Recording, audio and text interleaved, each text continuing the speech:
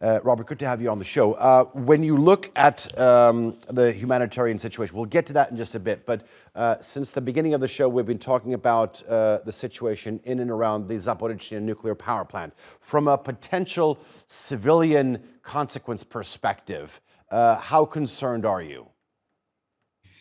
The stakes cannot be higher when it comes to the Zaporizhzhia nuclear power plant. We know that in case of a nuclear incident or leak, the devastation and the humanitarian consequences could be beyond imagination for civilians living in the vicinity, but even very far from that. And this is why our urgent plea has been and remains for both sides to stop playing with fire, to stop the blame game, and to stop immediately all military operations in and around this nuclear power plant.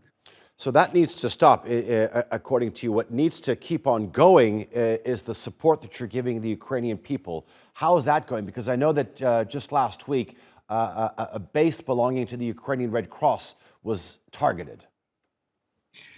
And that's the tragic reality of fighting in urban areas. Indeed, in Slovyansk, the base of the Ukrainian Red Cross was hit by a shell. I was myself in Mykolaiv last Friday, a city that is 25 kilometers from the front line.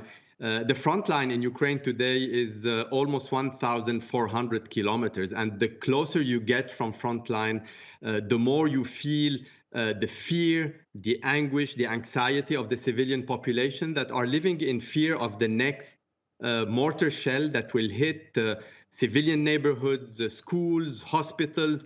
And I could see this for myself in Mykolaiv, where we run an ambulance program where on average dozens of wounded are evacuated on a daily basis from areas close to the front line to the many hospitals in the city that are at times overwhelmed. We also see that half of the population in this city, so 250,000 people left because of the fighting, and the remaining 250,000 do not have access to drinking water since April last year because the main pipeline supplying Mykolaiv city was hit during the fighting, and we are now distributing drinking water in 10 water points with the Ukraine Red Cross. So it's really dire, extremely rough situation for civilians.